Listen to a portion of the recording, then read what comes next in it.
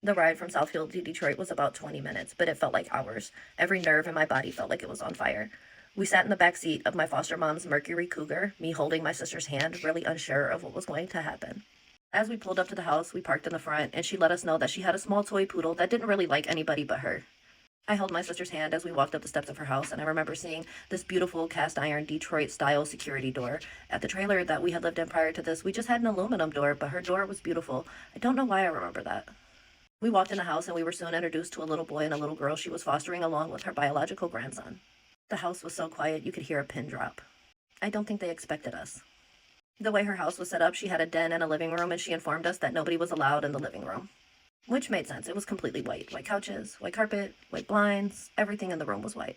As we stood in the kitchen awkwardly talking to the other children in the house, she went into the living room on the house phone, and you could hear her quietly whisper what type of parents send their children with no clothing.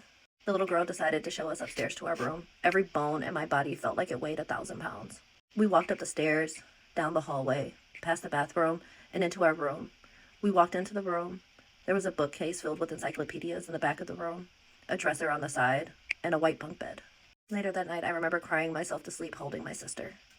Me and her sleep on the bottom bunk, the little girl sleeping on the top. Within a day or two of us being there, she realized we had head lice, which I don't know how that wasn't more obvious. We had these really bad mullets my sister's dad had given us. He literally chopped off all of our hair maybe a week or two prior to us being taken. The next thing I know, the man and the woman who took us from my mom's house showed up at my foster mom's house.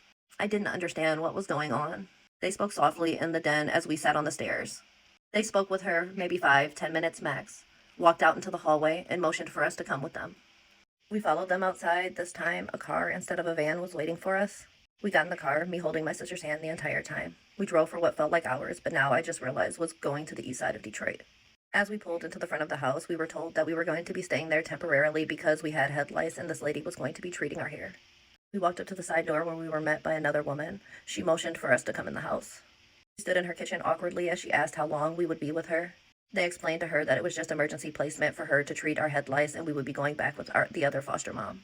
They told us that we would only be there for a few weeks while she treated our hair for head lice, and they left shortly after that. The lady took us to a room where there was a plastic-lined mattress on the floor where she told us that we would be sleeping.